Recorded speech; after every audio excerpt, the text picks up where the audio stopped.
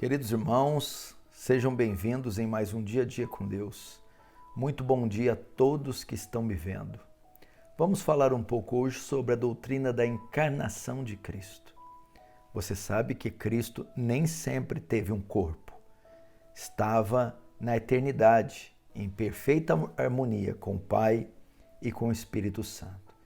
E para cumprir o propósito de Deus no plano da redenção, ele se faz carne, se faz homem, se torna como um de nós, nascendo de uma virgem, o que você já conhece, que está registrado nos evangelhos. Mas você sabe os benefícios da encarnação de Cristo? E as razões por que Cristo, que era tanto Deus como Deus Pai, se fez homem, teve que se vestir de ossos, nervos, músculos e pele? Bom, há algumas razões e alguns benefícios para essa encarnação, ou no fato dele ter se encarnado. E isso está registrado em Hebreus. Alguns dos benefícios estão em Hebreus capítulo 12, verso 14. Diz assim: visto, portanto, que os filhos são seres humanos, feitos de carne e sangue. O Filho também se tornou carne e sangue. Então está falando dos filhos de Deus, do povo da aliança, da igreja, dos cristãos. E fala que o Filho de Deus se tornou carne e sangue. Por quê? Pois somente assim ele poderia morrer e somente ao morrer destruir o diabo, que tinha o poder da morte. Uma das razões da encarnação de Cristo é ele se tornar homem a fim de morrer. E só morrendo poderia destruir o poder do diabo. E como ele fez isso? Ressuscitando. Então, o grande e maior objetivo da encarnação de Cristo é servir de sacrifício substitutivo em lugar do seu povo. E quando ele, como sacrifício, morre, ele ressuscita. E na sua ressurreição, ele vence o poder da morte. Ele vence o poder do pecado. E ele vence o poder do diabo.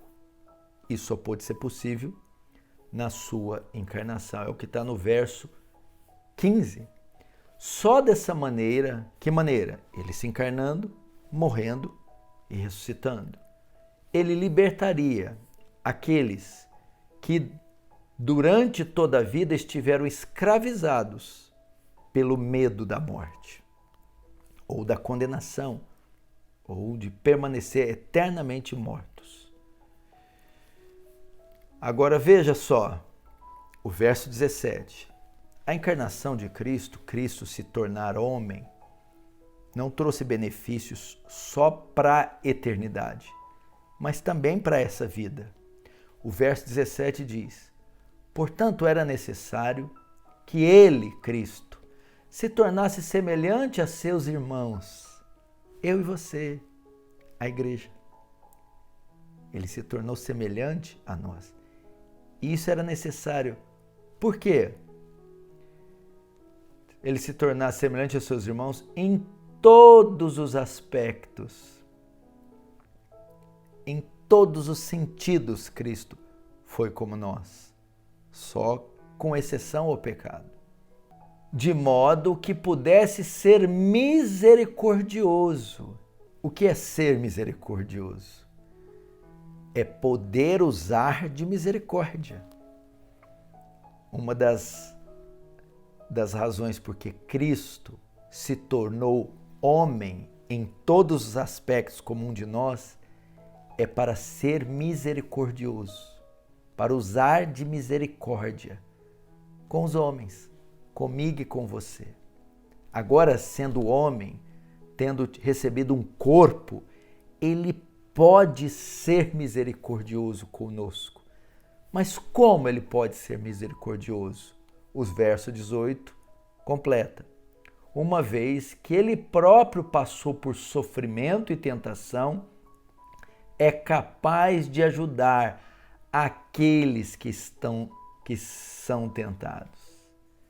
Em outra tradução, pois naquilo que ele mesmo sofreu, tendo sido tentado, é poderoso para socorrer os que são tentados. Como ele pode usar de misericórdia?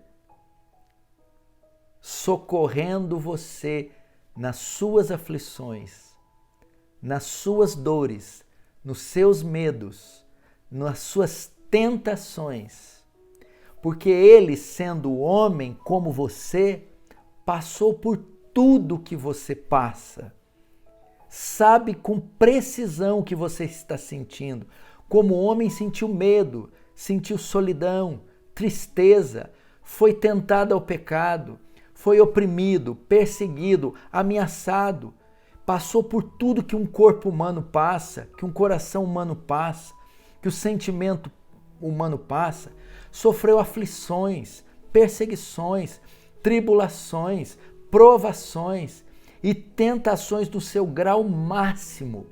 Portanto, ele pode ser misericordioso, pode usar de misericórdia com você em todas as áreas que você está sofrendo. E por quê? Porque ele sofreu em todas elas a sua semelhança. Então ele pode perfeitamente acudir você. Você não está orando a um Deus, você não está orando a um sumo sacerdote que não pode se compadecer de você. Um que é limitado, que não te conhece, alguém que está distante e só atende você de forma teórica.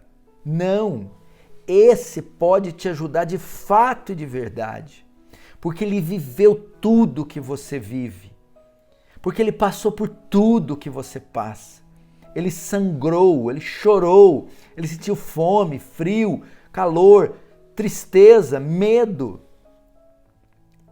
Então, todas as vezes que você estiver passando por aflições, por sofrimentos, por tribulações e gemidos dos mais agudos, recorra a Cristo.